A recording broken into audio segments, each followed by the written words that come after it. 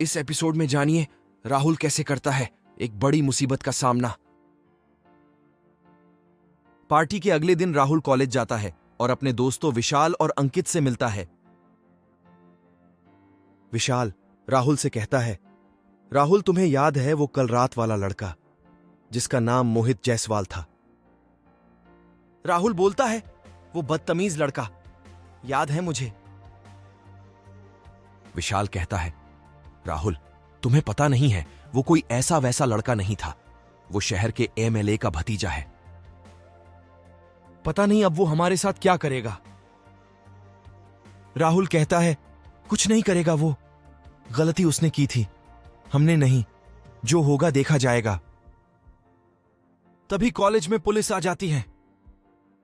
राहुल और उसके दोस्तों को प्रिंसिपल ऑफिस में बुलाया जाता है। राहुल और उसके दोस्त जब प्रिंसिपल ऑफिस पहुंचते हैं तो वो देखते हैं कि वहां पुलिस आई हुई है।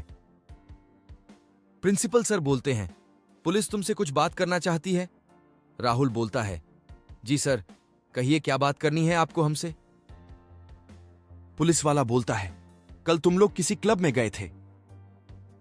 राहुल कहता है, हां सर, हम सब गए थे। पुलिस वाला बोलता है, उस क्लब में जिसके साथ तुम्हारी बहस हुई थी, वो लड़का मोहित विधायक जी का भतीजा है। उन्होंने तुम्हारे खिलाफ एफआईआर दाखिल करने की बात कही है। यदि आज रात 8 बजे तक तुमने और तुम्हारे दोस्तों ने मोहित से माफी नहीं मांगी तो हमें तुम सबको अरेस्ट करने को कहा गया है। राहुल और उसके दोस्त ये सुनकर हैरान हो जाते हैं। राहुल कहता है, सर, आप हमें अरेस्ट करने की बात कह रहे हैं, जबकि लॉकअप में तो उस मोहित जायसवाल को होना चाहिए। वो क्लब में उन लड़कियों को छेड़ रहा था, इसी कारण तो हमारी उससे बहस हो गई।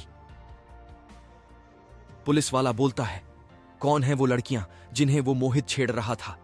अगर तुम उन लड़कियों को जानते हो तो उन्हें पुलिस थाने बुला लो, उनकी गवाही से तुम लोग बच सकते हो। यह कहकर पुलिस वहां से चली गई। विशाल कहता है, कौन थी वो लड़कियां? कहां रहती हैं? हमें तो उनके बारे में कुछ नहीं पता। अब हम कैसे साबित करेंगे कि हम सही हैं और वो मोहित जायसवाल गलत? सभी लोग चिंता में आ जाते हैं।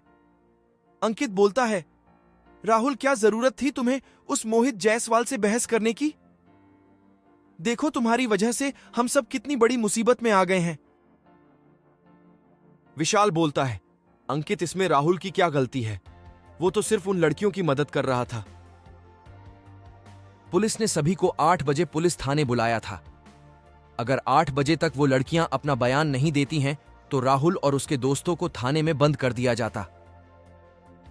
राहुल अपना बैग टांग कर बिना किसी को कुछ बताएं वहां से चला जाता है। सभी दोस्त राहुल को वहां नहीं पाकर हैरान और परेशान हो जाते हैं। सभी लोग विशाल के घर जाकर इस समस्या का हल ढूंढने की कोशिश करे हैं। सब अपने अपने कांटेक्ट ट्राई करते हैं, लेकिन किसी के भी कांटेक्ट में ऐसा कोई नहीं था जो विधायक से टक्कर ले सके। पुलिस के दिए समय में अब कुछ ही समय बचता है। राहुल को छोड़कर सभी पुलिस थाने पहुंचते हैं। अंकित कहता है, आज तो हमें पुलिस थाने में बंद कर ही देंगी। और वो राहुल जिसकी वजह से ये सब हो रहा है, वो गायब है। 8 बज गए होते हैं, राहुल का कुछ अता पता नहीं होता है। पुलिस थाने में मोहित जायसवाल और उसका चाचा भी आ जाते हैं।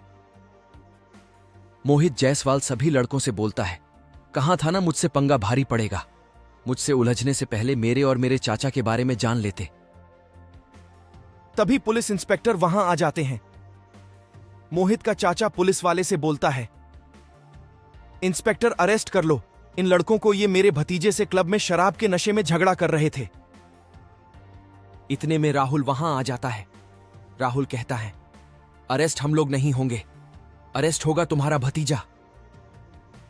विशाल बोलता है, राहुल, तुम अब तक कहां थे? हम कब से तुम्हारी राह देख रहे थे। राहुल बोलता है, मैं इस मोहित के खिलाफ सबूत ढूंढने क्लब गया था, वहां से मुझे उन लड़कियों का एड्रेस मिल गया, मैं उन लड़कियों को अपने साथ लाया हूं।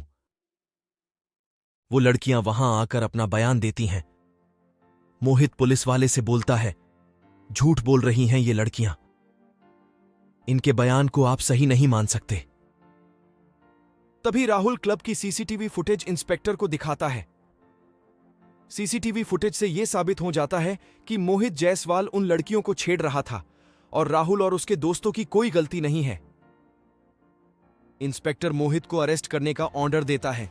मोहित का विधायक चाचा भी कुछ नहीं कर पाता है और वहां से चला जाता है।